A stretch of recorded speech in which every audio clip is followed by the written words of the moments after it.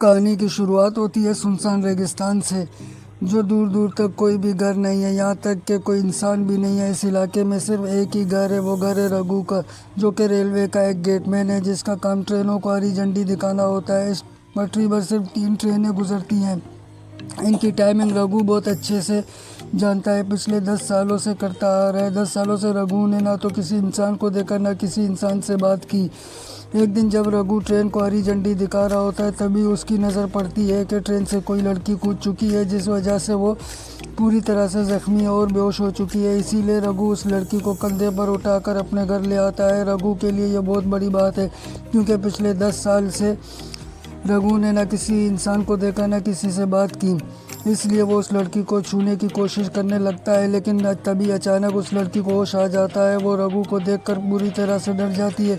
लड़की यहाँ पर अपना नाम चैताली बताती है। रघु से कहता है कि तुम ट्रेन से गिर गई थी, इसलिए मैं तुम्हें यहाँ तक ले आया, क्योंकि बाहर बहुत ज़्यादा धूप है और तुम बीमार पड़ सकती थी। रघु पूछता है कि आखिर तुम ट्रेन से कैसे गिरी। चैताली बताती है कि वो अपने हस्बैंड के साथ सफ़र कर रही थी। जब वो टॉयलेट की तरफ गई तो वहाँ 2 लोग लड़ रहे थे, और जब मैं उनके बीच में आई तो उन लोगों ने मुझे नीचे फेंक दिया। चैताली कहती है कि उसके हस्बैंड परेशान हो रहे होंगे और उसे ढूंढ रहे होंगे, लेकिन उससे पहले मुझे उन तक पहुंचना है।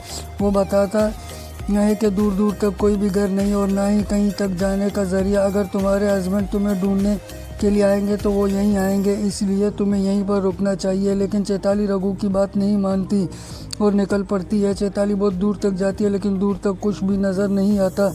यहाँ पर चैताली को चक्कर आने लगते हैं और वो बेहोश हो जाती है। इसके बाद हम देखते हैं कि रघु चैताली का पीछा कर रहा था। जब वो होश में आती है तो सिर्फ उसे उठाकर अपने घर ले आया और उस पर मरहम लगा रहा होता है। रघु चैताली को समझाता है कि तुम यहाँ से नहीं जा सकती, तुम अपने हस्बैंड को यहीं पर आने दो। लेकिन चैताली को रघु के ऊपर बिल्कुल भरोसा नहीं होता, क्योंकि उसका अनजान शख्स के साथ उससे रात नहीं बिता सकती। अगर उसने रात को कुछ कर दिया तो कुछ भी नहीं कर सकती। चैताली जैसे तैसे सो जाती है, लेकिन वो बार बार उठकर रघु को देख रही होती है।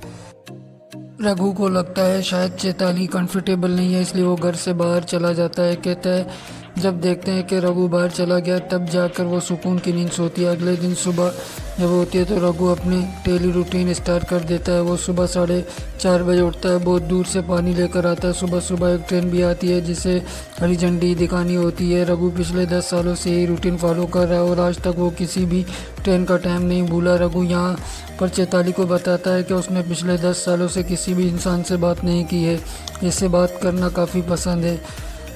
अब कहीं ना कहीं रघु पर यकीन करने लगती है। अगर रात को उसने उसके साथ कुछ भी नहीं किया, क्योंकि चैताली रघु को परेशान देख रही थी, इसीलिए रघु चैताली से कहता है कि मैंने तुमसे बात छुपाई है। वो कहता है कि हर रोज़ जब ट्रेन आती है तो मेरा टेलीफोन बजता है। इनकमिंग कॉल सिर्फ आती है, यहाँ से आप किसी से भी फ़ोन नहीं कर सकते। थोड़ी देर बाद किसी फ़ोन आती है तो फिर चैताली फ़ोन काट देती है। चैताली रघु को बताती है कि उसे ट्रेन से फेंका नहीं गया, बल्कि वो खुद ट्रेन से कूदी है, क्योंकि वो अब अपने हस्बैंड से भाग रही थी। वो एक साइको पेशेंट है और उसी ने उसके हस्बैंड का इलाज भी किया है। इसके बाद चैताली अपने फ्लैशबैक की स्टोरी बताना शुरू कर देती है। वो बताती है कि कुछ साल पहले संजू नाम का एक पेशेंट मेरे पास आया, जो कि काफ़ी डिप्रेशन में था, क्योंकि उसकी वाइफ ने सुसाइड कर लिया। ये सदमा संजू बर्दाश्त नहीं कर पाया और वो डिप्रेशन से बाहर ही नहीं आ पा रहा था। इसीलिए चैताली ने उसका इलाज किया, लेकिन यह ट्रीटमेंट इतना इजी नहीं था। दरअसल ये चैताली का पहला केस था। चैताली ने बहुत ज़्यादा टाइम संजू को दिया। धीरे धीरे संजू नॉर्मल होने लगा और चैताली और संजू दोस्त बनने लगे। और अब क्योंकि संजू और चैताली को बहुत ज़्यादा टाइम दे रहा था और संजू को की पूरी तरह से ठीक हो गया था और ये दोनों एक दूसरे को पसंद करने लगे। कुछ दिनों के बाद इन दोनों ने एक दूसरे से शादी कर लिया। फैमिली मेम्बर्स बिल्कुल भी ये नहीं मान रहे थे, क्योंकि संजू पागल है और वो कभी भी वापस अपने हालात में जा सकता है। लेकिन चैताली उनकी बात नहीं मानती और संजू से शादी कर लेती है। उनकी शादी के कुछ दिन बाद संजू ने अपना रंग बदल लिया, वो पागल हो गया, साथ ही वो उसे मारता भी था। चूँकि ये डेली रूटीन बन चुकी थी, वो रोज़ नशे और ड्रग्स करता और अपनी वाइफ चैताली को मारता। कहानी प्रेजेंट में आती है। रघु चैताली के लिए पानी भर कर आता है। चैताली नहाने के लिए जाती है तो रघु उसे चुपके से देख रहा होता है। चैताली नहाकर अंदर आती है तो रघु उसे अपने कपड़े देता है और उससे पूछता है कि तुम्हारे पीठ पर जो चोट का निशान लगा है वो कैसे लगा है, ये चोट कहीं तुम्हारे शौहर ने तो नहीं दिया। जिसके बाद वो अपने फ्लैशबैक की स्टोरी को आगे बढ़ाते हुए उसने बहुत दुख तक संजू का टॉर्चर झेला, लेकिन एक दिन उसे संजू की प्यार डायरी मिल गई जिसमें उसने सब कुछ लिखा था। बस डायरी को पढ़ने के बाद चैताली को पता चलता है कि संजू की वाइफ ने सुसाइड नहीं की थी, बल्कि संजू ने ही अपनी वाइफ को मारा था और साथ ही उसने हॉस्पिटल के एक नर्स को भी मारा था। संजू ने ये सब डायरी में लिखा था। अभी वहाँ पर संजू आ जाता है, वो ये बहुत मारता है और पुलिस से बचने के लिए संजू चैताली को अपने साथ ट्रेन से कहीं लेकर जा रहा होता है और उसे भी चैताली ने ट्रेन से जंप लगा दिया था। उसके बाद कहानी प्रेजेंट में आ जाती है, लेकिन चैताली को समझ में नहीं आ रहा होता है रघु कहना क्या चाहता है। तभी ट्रेन का टाइम हो जाता है और रघु झंडी दिखाने के लिए चला जाता है। इसके बाद चैताली रघु का हाथ बटाने लगती है, उसके लिए खाना बनाती है, उसके रूम को साफ करती है। तभी चैताली के हाथ कुछ ऐसा लग जाता है कि वो पूरी तरह से हैरान रह जाती है। उसे न्यूज़पेपर की कुछ कटिंग मिलती है जिसमें लिखा हुआ होता है कि एक शख्स 4 लोगों को मारकर फरार हो गया था और चैताली को यहाँ पर यह बात भी पता चल जाती है कि रघु ने किसी दूसरे रघु का आइडेंटिटी चुराई है, जो कि पहले इसी लेवल क्रॉसिंग पर गेट मैन के रूप में काम करता था। ये सारी चीज़ें जानने के बाद चैताली रघु की तरफ चाकू लेकर खड़ी हो जाती है, लेकिन तभी यहाँ पर रघु चैताली से कहता है कि तुम्हें डरने की ज़रूरत नहीं, मैं तुम्हें सारी सच्चाई बताता हूँ।